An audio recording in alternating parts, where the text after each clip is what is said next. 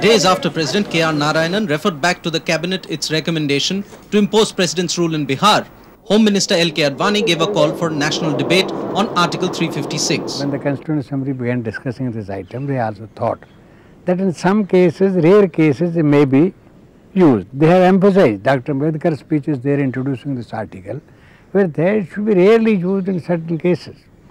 It is not to suppress the democratic urges of the people, it was not there. Then it was included. Even when this was inserted, they expected that it will not be used often, it will be rarely used. They hope that future generations will conduct their affairs constitutionally. 108 recommendations down and many questions on its validity later, observers maintain that the article has been used and abused for political ends. It's a mixed bag. I would not go to the extent of denouncing Article 356 or saying that the article has served no purpose at all. I think article has served a purpose. Unfortunately, it has also been abused. Probably it has been abused more than used. A landmark case in point has been the dismissal of 9 state governments by the Janata Party regime in 1977. This was followed up by the Congress also dismissing 9 state governments after it came back to power in 1980.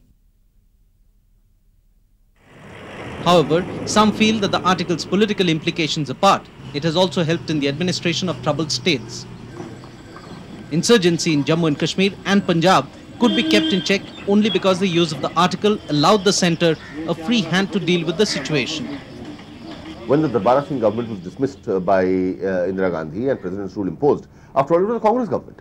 It was a Congress government, but terrorism was on the rise. The state government was kind of failing to handle the situation, and a large section of the political class was kind of had either come under the influence of the militants or were no longer really cooperating with the state. The local state government was finding it very difficult to function. So it was necessary for the centre to intervene. There could be an anti-national activity in certain parts of India, and such activities which may endanger the integrity and the unity of the country itself. And in that situation, I think Article 356 is a must.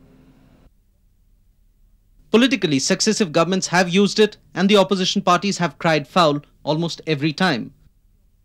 On most occasions, the recommendation for Article 356 was made while the Parliament was not in session. Parliament was not in session now also, but again recommendation has come. Now the Interstate Council recommendation, it must be approved first by the Parliament, then it should be used. Situation may arise when Parliament is not in session.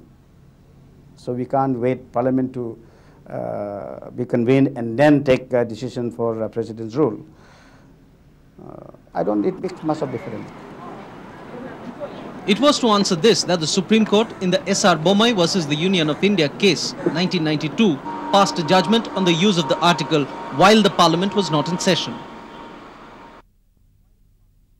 And as analysts maintain that it has got more to do with politics than compulsions, the question is there any foolproof way to ensure the article is not misused? Foolproof method is there. If a government really exercises that power strictly according to the provisions of the Constitution, then it is foolproof. It should be rarely used. It should never be used for political purposes.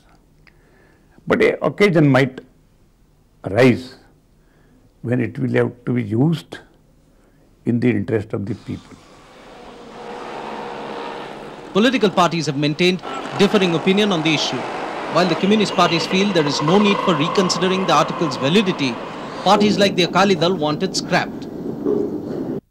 Article 356 has become more of an issue of centre-state relationship with opposing governments at the centre and state level. Time and again, opposition benches have criticized the treasury seats of misusing the article. However, very few want a debate on the issue. And in the absence of a parliamentary dialogue, the controversy over Article 356 continues.